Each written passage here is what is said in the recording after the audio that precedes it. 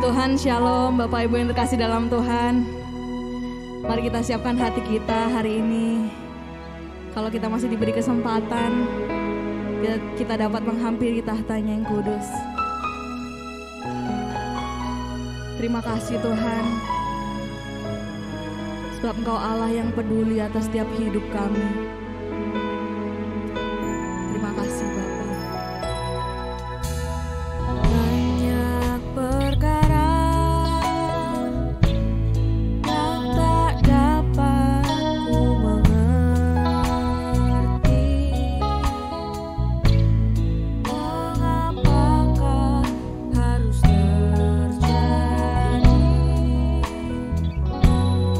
Di dalam kehidupan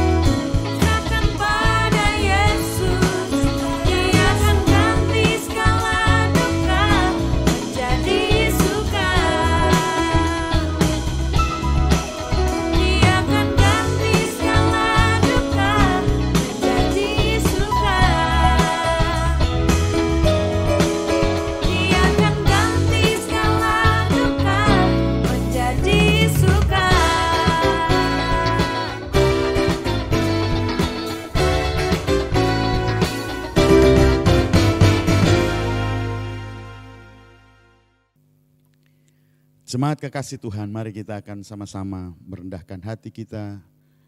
Kita menghampiri tahta kemurahan Tuhan di dalam doa kita. Mari kita satukan hati kita berdoa. Bapa di dalam kerajaan surga yang mulia, Engkau bertahta dan Engkau berkuasa.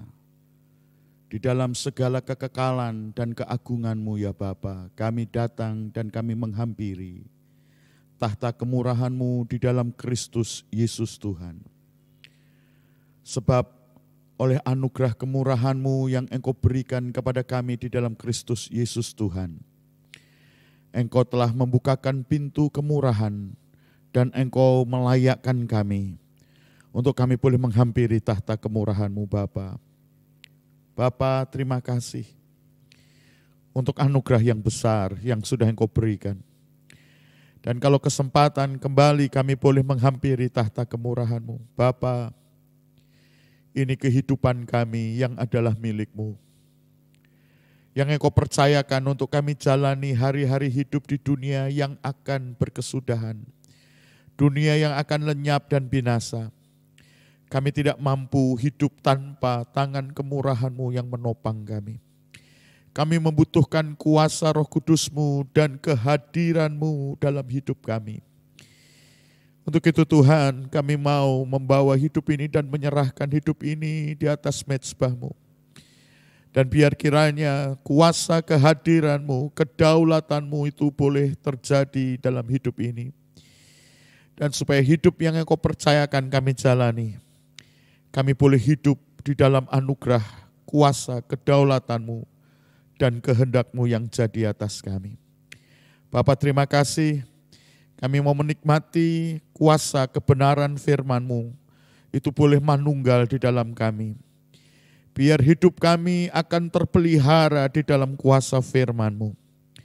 Dan biar kuasa firman-Mu itu saja Tuhan, yang akan memenuhi, yang akan menuntun, dan yang akan membawa kehidupan kami ke dalam seluruh kebenaran-Mu. Untuk kami boleh mencapai satu kehidupan sebagaimana rencana-Mu.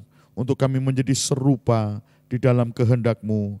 Untuk kami menjadi serupa dengan Kristus Yesus Tuhan. Yang Tuhan sudah tetapkan untuk kehidupan kami yang Engkau tebus dengan darah penebusan-Mu. Terima kasih ya Bapa, di dalam Kristus Yesus Tuhan. Kami berdoa dan kami mau mendengar firman-Mu.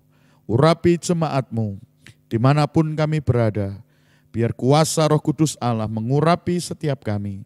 Mengurapi firman-Mu. Dalam nama Tuhan Yesus kami berdoa. Amin.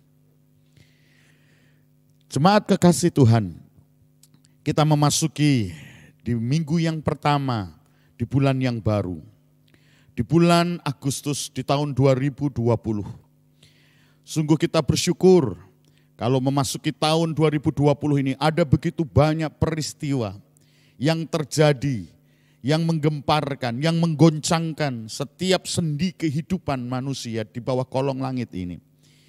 Semua itu adalah menggenapkan apa yang sudah ditetapkan oleh firman Tuhan bahwa sekali lagi aku bukan saja menggoncangkan bumi tetapi langit juga. Kita sedang hidup di masa, di waktu di mana janji Tuhan itu sedang digenapkan. Untuk itu kekasih-kekasih Tuhan bagi dunia dan segala keinginannya. Bagi dunia dengan segala kenikmatan yang ditawarkan, semuanya ini sudah ditetapkan akan lenyap dan binasa. Yang sisa hanyalah kesia-siaan. Tetapi anugerah kemurahan Tuhan yang sudah menyelamatkan kita. Bukan saja kita ditebus dari dosa-dosa kita. Bukan saja kita diperkenan untuk kita tidak terbuang dari sorga.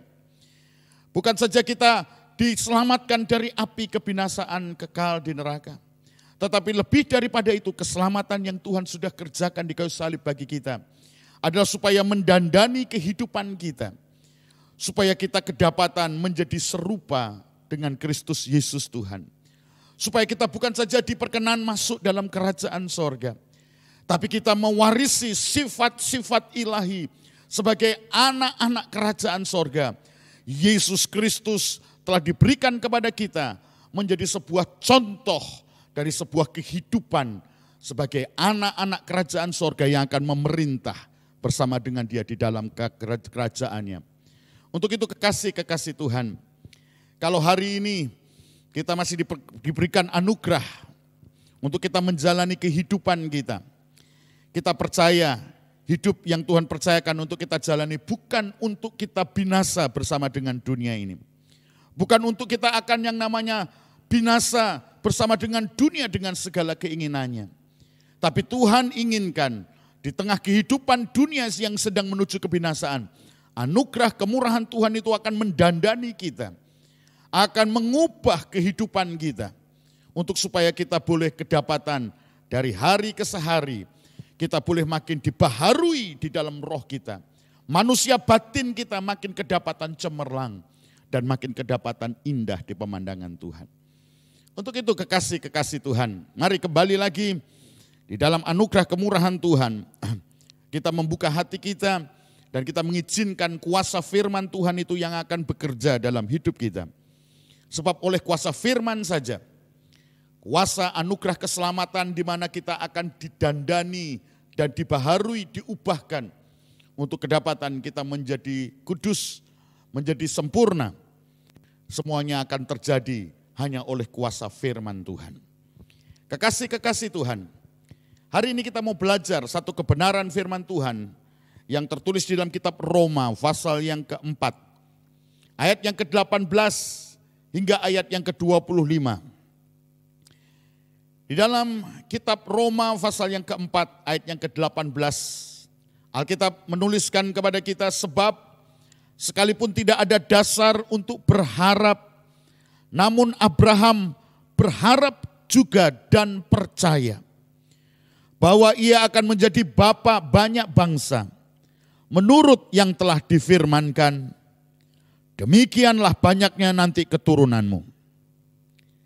Imannya tidak menjadi lemah, walaupun ia mengetahui bahwa tubuhnya sudah sangat lemah, karena usianya telah kira-kira 100 tahun, dan bahwa rahim Sarah telah tertutup.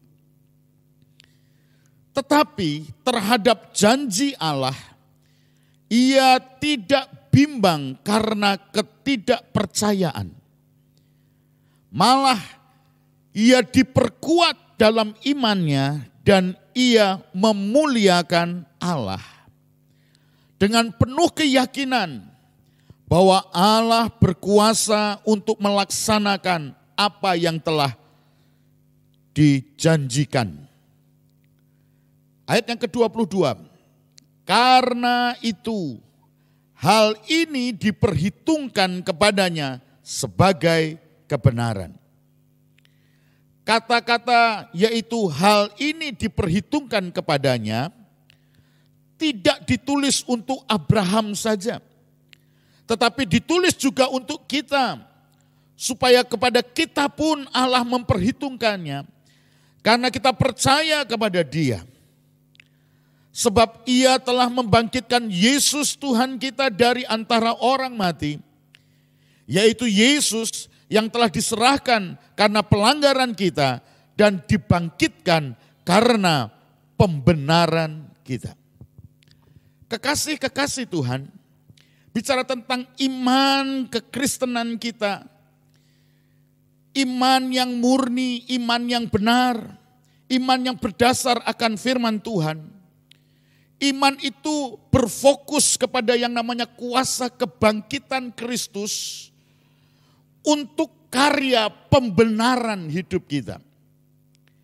Kata pembenaran ini bukan menunjuk kepada satu kondisi salah lalu direkayasa seolah-olah benar. Seperti kalau misalnya seorang anak di dalam ujian sekolah nilainya sebenarnya kurang, lalu oleh kebijaksanaan guru dan sekolah, dia nilainya dinaikkan menjadi yang namanya benar. Kata dibenarkan oleh kuasa kebangkitan Yesus bukan seakan-akan kehidupan yang salah itu lalu direkayasa menjadi benar. Tetapi sesungguhnya kuasa kebangkitan Yesus adalah sebuah kuasa pembenaran untuk kita yang memiliki pengertian hidup kita yang sudah hancur karena dosa. Kehidupan yang kita jalani yang hidup dengan kodrat dosa kita, tabiat-tabiat dosa kita. Setelah kita ditebus, setelah oleh karena kematiannya pelanggaran kita, dosa kita diampuni dan kita ditebus. Lalu oleh kuasa kebangkitannya, kita boleh mengalami anugerah pembenaran. Artinya dari sebuah kehidupan yang rusak, kita masuk dalam proyek ilahinya Tuhan. Untuk kita diproses, untuk kita didandani, untuk kita diubah, untuk kita dibaharui. Sehingga tabiat dosa kita itu kita tanggalkan. Lalu kita akan hidup dengan mengenakan tabiat dari kodrat ilahi kita. Itulah kekristenan. Itulah sebuah proses di mana oleh kuasanya yang ajaib yang telah membebaskan kita dari kegelapan dan memindahkan kita kepada terang yang ajaib seperti yang dituliskan oleh Rasul Petrus. Kekasih-kekasih Tuhan, iman yang Tuhan berikan kepada kita bukan cuma iman percaya kita masuk surga. Bukan cuma iman di mana kita percaya Tuhan akan menolong kita. Tuhan akan menyelamatkan kita. Tuhan akan melindungi kita. Saudara, tetapi iman yang sesungguhnya, iman yang begitu dahsyat kuasanya, itu adalah iman di mana kita percaya oleh kebangkitan Kristus Yesus. Oleh kuasa kebangkitan itu, kita akan mengalami hidup dibenarkan, hidup didandani, diproses, supaya pada akhirnya kita benar-benar segala yang dosa yang kita warisi dari nenek moyang kita, perbuatan sia-sia yang sudah ditebus oleh darahnya, itu benar-benar kita tanggalkan dan kita mengenakan sebuah kodrat ilahi. Tabiat-tabiat kerajaan sorga itu boleh kita kenakan di dalam hidup kita. Kita boleh peragakan di dalam kehidupan, baik hidup yang masih sisa yang Tuhan percayakan kita di dunia ini. Adalah sebuah kesempatan untuk kita memperagakan kehidupan Kristus di dunia ini. Sebab kepada kita yang kita mau berjuang untuk kita mau mengenakan kehidupan Kristus itu, kepada kita akan diberi sebuah anugerah, yaitu untuk kita memerintah bersama dengan Dia di dalam kerajaan surga. Keserupaan dengan Kristus itu adalah anugerah keselamatan yang sudah diberikan kepada kita melalui karya pengorbanan Yesus di kayu salib. Sehingga kita sudah belajar percaya kepada Yesus, percaya kepada anugerah pengampunan dosa melalui kematian Yesus, dan oleh kuasa kebangkitannya itu bukan cuma memberikan anugerah kepada kita selamat yang dalam pengertian yang sangat sempit, seakan-akan dengan identitas kekristenan kita, status agama kita yang Kristen, oh kita pasti masuk surga. Saudara, kepastian masuk surga itu bukan ditentukan oleh status agama saudara. Kepastian kita masuk surga itu hanya karena anugerah kasih dan perkenanan Bapa melalui Kristus Yesus Tuhan. Tetapi lebih daripada itu, melalui pengorbanan Kristus kita bukan saja diberi anugerah, diperkenan, diperdamaikan untuk kembali kita boleh ada bersama dengan Dia dalam kerajaan surga.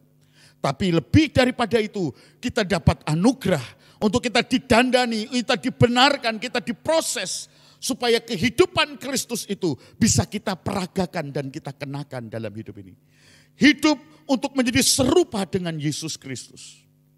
Untuk itu kekasih-kekasih Tuhan, iman yang Tuhan mau kita mengerti sebagaimana Bapak orang percaya, Bapak beriman yaitu Bapak Abraham. Kita belajar dikatakan sekalipun tidak ada dasar untuk berharap. Sekalipun secara logika manusia kita tidak punya lagi sebuah kekuatan untuk kita percaya. Kenapa? Karena mungkin kondisi kita bertolak belakang dengan apa yang kita mimpikan secara rohani. Secara rohani kita bermimpi bahwa yang namanya Tuhan itu akan sanggup menolong kita. Tuhan itu sanggup memelihara kita. Tuhan pasti bisa menyelamatkan kita. Tuhan pasti bisa menghindarkan kita dari penyakit. Tuhan bisa membebaskan kita dari yang namanya virus COVID-19 hari-hari ini. Saudara, fantasi iman kita pasti ada di sana. Tapi iman yang sesungguhnya bukan iman fantasi. Kalau kenyataan seperti Abraham, dia tidak lagi punya dasar untuk berharap dan percaya. Kenapa? Karena situasinya sudah tidak memungkinkan. Tetapi dikatakan dalam firman Tuhan bahwa Abraham, dia justru terhadap janji Allah dia tidak bimbang karena ketidakpercayaan. Tetapi sesungguhnya ia makin diperkuat dalam imannya dan ia memuliakan Allah. Di dalam ayat yang ke-20 Roma pasal yang ke-4 menjelaskan kepada kita. Kekasih-kekasih Tuhan, mari kehidupan yang Tuhan izinkan di hari yang terus berjalan ini. Kita menemukan bahwa kesukaran, kesulitan seakan-akan jalan atau akhir ujungnya itu tidak makin jelas. Tapi saya mau beritahukan kepada saudara, hari depan dunia kita ke depan itu sudah jelas. Bahwa yang namanya hari depan dunia ini akan lenyap dan binasa.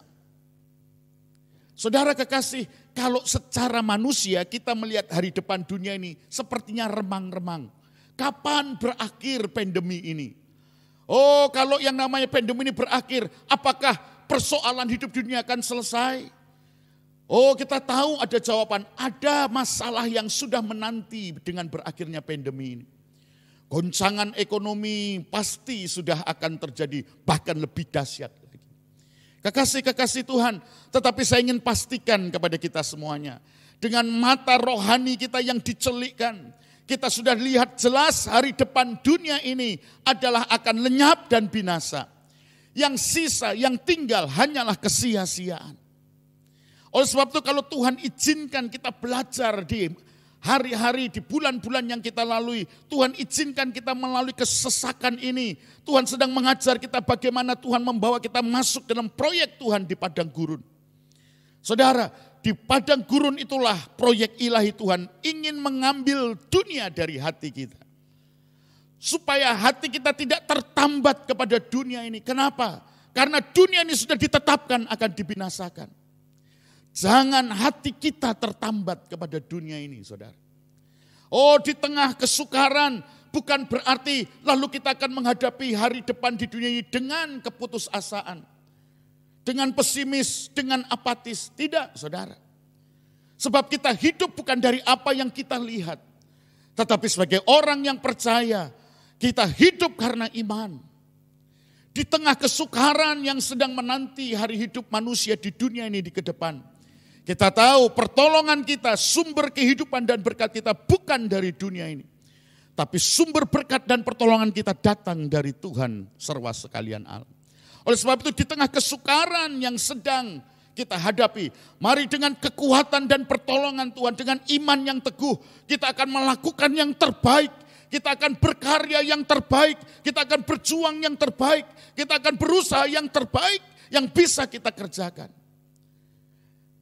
Kita perlu sadar bahwa yang namanya kehidupan di tengah kesukaran ini, itu adalah sebuah kesempatan emas. Waktu-waktu terakhir yang Tuhan masih berikan, mari kita mau kerjakan yang terbaik. Seperti Alkitab mengatakan, lakukanlah semuanya itu untuk Tuhan dan kepada Tuhan.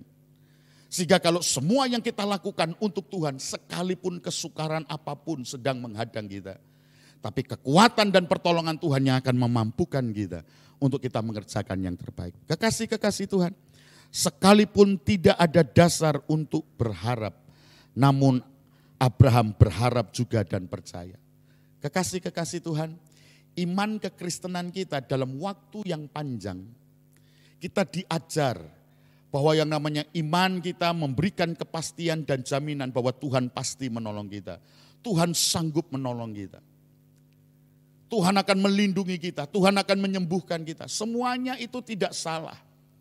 Tetapi pengertian yang salah akan mengakibatkan kita tersesat di tengah jalan yang kita pikir benar.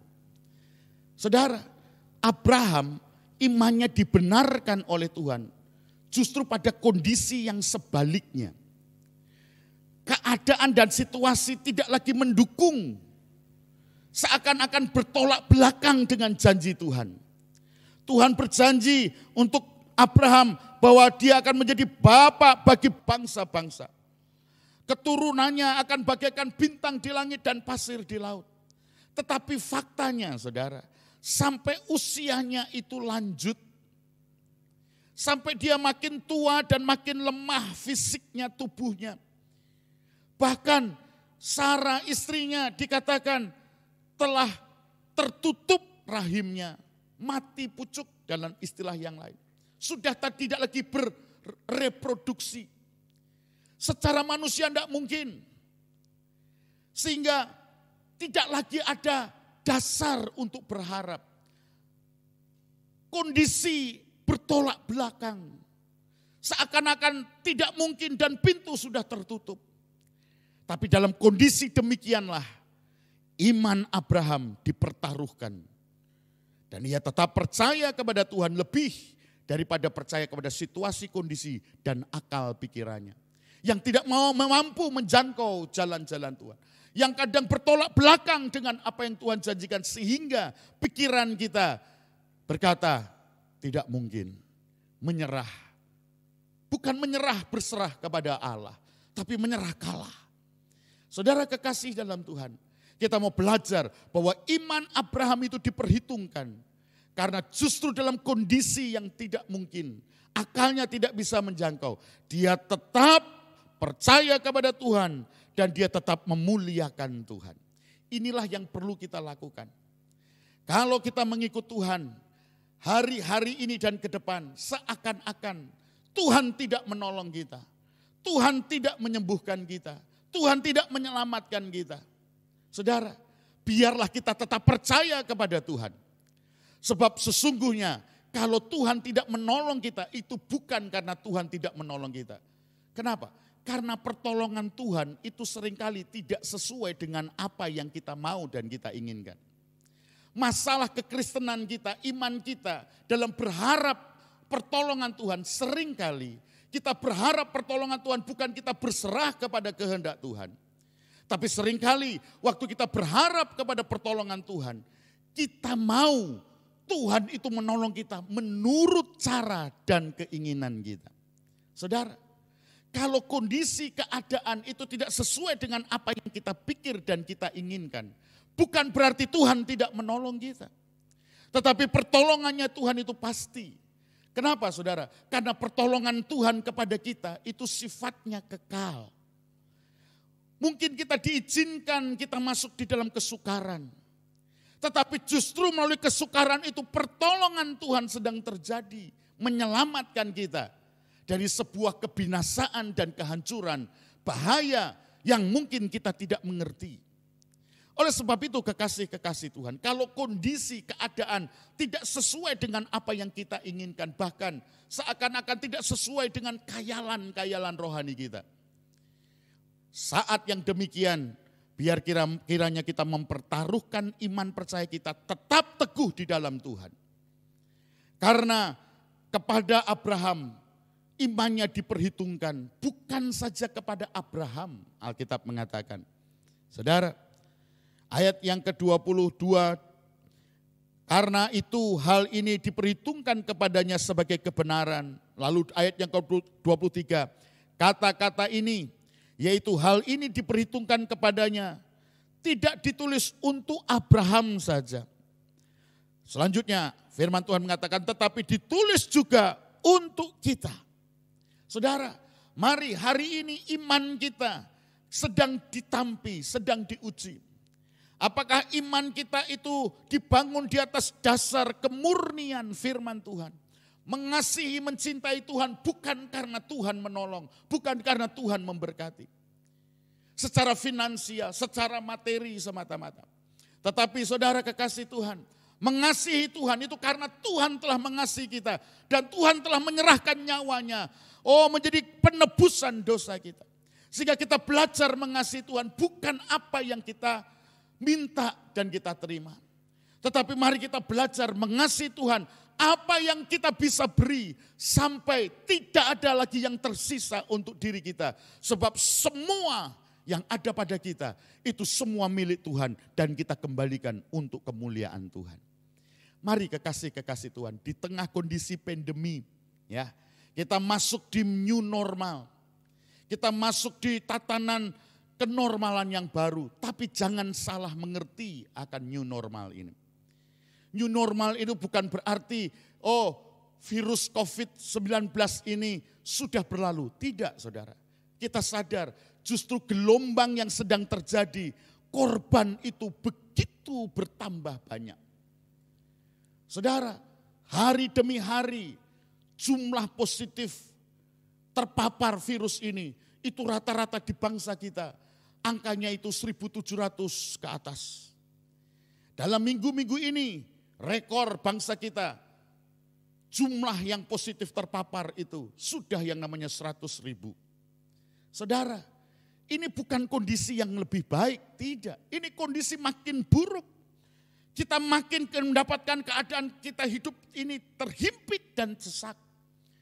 Bahaya itu ada di mana-mana, bahkan menjadi lebih bahaya karena kesadaran akan bahaya itu mulai makin menipis. Saudara kekasih, inilah pekerjaan kuasa kegelapan yang sedang menggiring manusia dengan gaya hidup dunia mereka. Dengan gaya hidup ingin bebas, ingin menikmati semua kenikmatan dunia. Tanpa sadar, kuasa kegelapan sedang menggiring manusia kepada kebinasaan. Tapi kita bersyukur kepada Tuhan yang adalah oleh anugerah kemurahan-Nya kita telah ditebus, kita telah dijadikan milik kepunyaannya.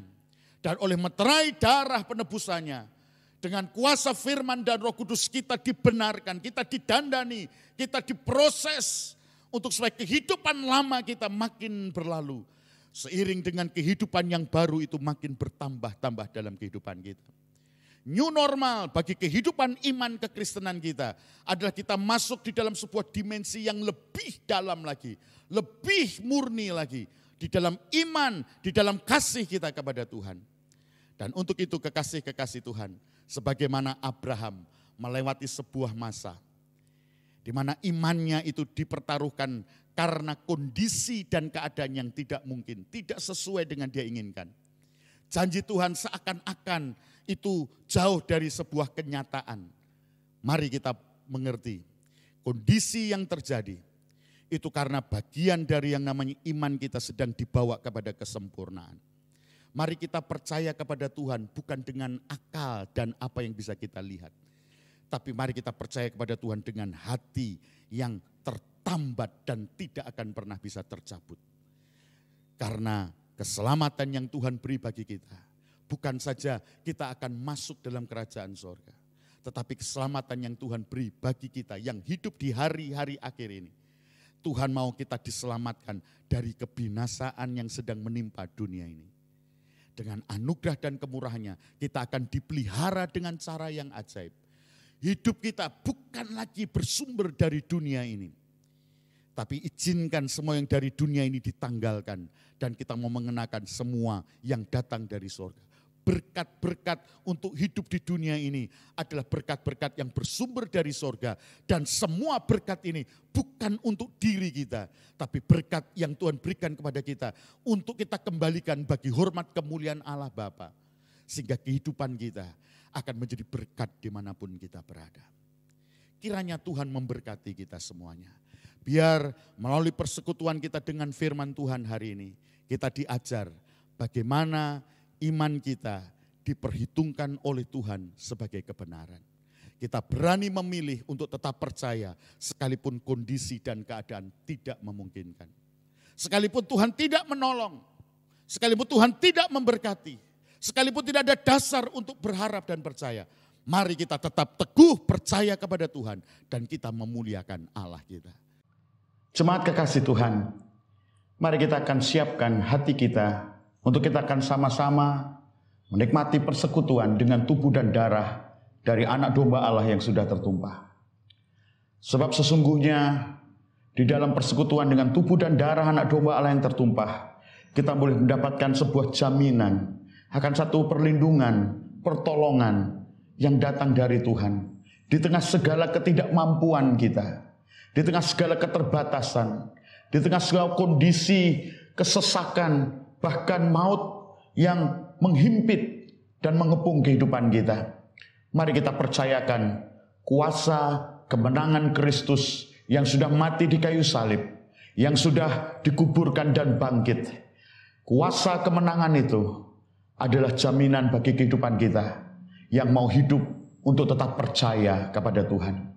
Mari kekasih-kekasih Tuhan, kita mau siapkan hati kita untuk kita akan bersekutu dengan tubuh dan darah anak domba Allah.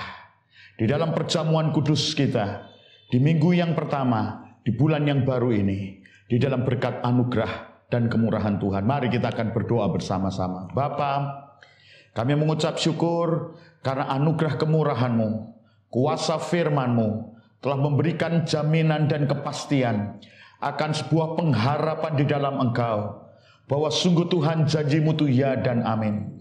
Pertolongan-Mu itu pasti dalam kehidupan kami.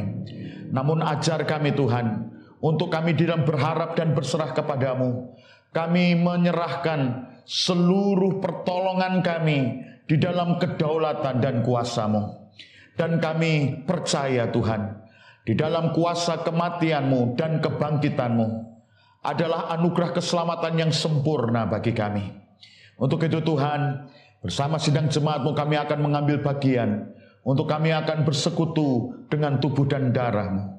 Berkatilah setiap kami semuanya. Tuhan, dimanapun jemaat-Mu berada, tubuh dan darah yang sudah terpecah dan tercurah di kayu salib, yang hari ini ada di tangan jemaat-Mu bersama-sama, hamba-Mu berdoa, memohonkan kiranya tubuh Tuhan yang sudah terpecah di kayu salib, yang hari ini di tangan jemaat-Mu, sebagaimana firman-Mu mengatakan, bahwa pada malam sebelum Engkau diserahkan, Engkau mengambil roti dan Engkau memecah-mecahkannya, dan Engkau berkata, inilah tubuhku yang dipecahkan bagi kamu.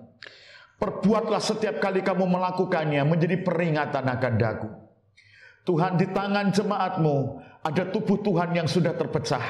Kami mengangkat kepadamu ya Bapa di sorga, memohon kiranya berkat-Mu turun atas tubuh-Mu yang sudah terpecah, roti hidup yang turun dari sorga, yang hari ini di tangan setiap jemaat-Mu. Biar kiranya roti hidup ini Tuhan boleh manunggal di dalam kami, dan kami manunggal di dalam kuasa kematian-Mu, hidup oleh kuasa kebangkitan-Mu. Mari kekasih-kekasih Tuhan, dengan mengucapkan syukur dan menaikkan doa dan berserah kepada Tuhan, dan biarkannya akan kita makan bersama-sama tubuh Tuhan di dalam berkat nama Tuhan Yesus Kristus. Mari kita akan makan bersama-sama tubuh Tuhan.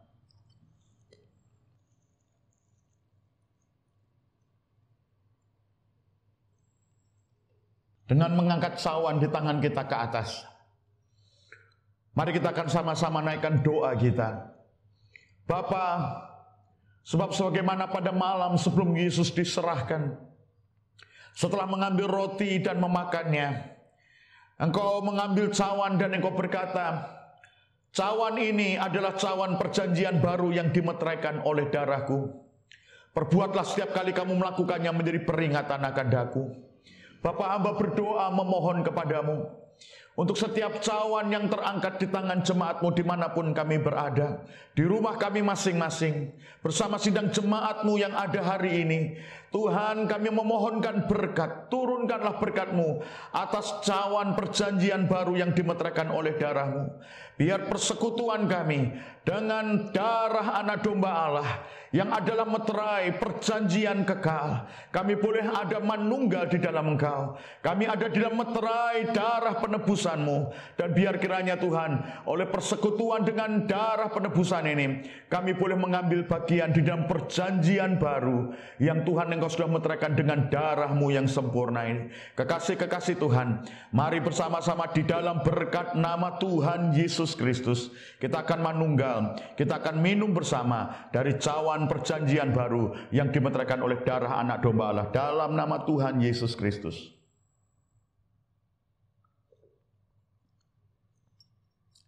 Haleluya. Bapa, kami mengangkat tangan kami kepadamu Biar kiranya berkat yang datang dari tahta anugerah Bapa di sorga boleh mengalir, tercurah atas seluruh kami jemaat-Mu.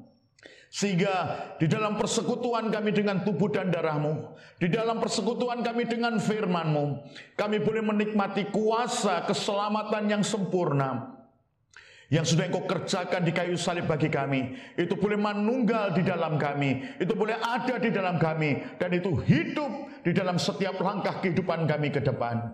Terima kasih ya Tuhan. Biar kiranya anugerah yang berkat yang datang dari tahta anugerah Bapa di sorga tercurah melimpah untuk kami jemaat-Mu.